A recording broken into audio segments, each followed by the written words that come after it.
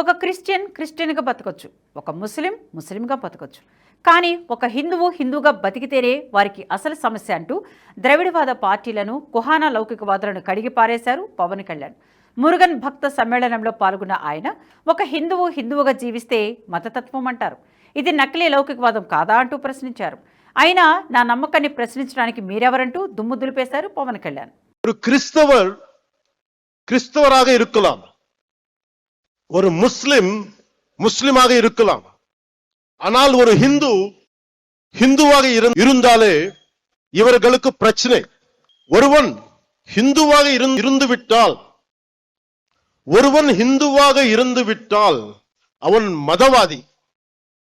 இதுதான் இவர்களது போலி செக்குலரிசம்.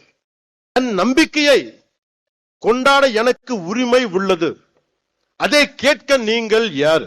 உங்கள் நம்பிக்கையை நாங்கள் கேள்வி கேட்கவில்லை. அதே நாகரிகத்தை நீங்கள் கடைபிடியுங்கள். என் மதத்துக்கு மரியாதை கொடுக்க விட்டாலும் பரவாயில்லை, அவமரியாதையை செய்யாதீர்கள். மற்றவர்கள் நம்பிக்கையை கொச்சைப்படுத்த அவர்கள் யார்? முருகனை கேள்வி கேட்க அவர்கள் யார்?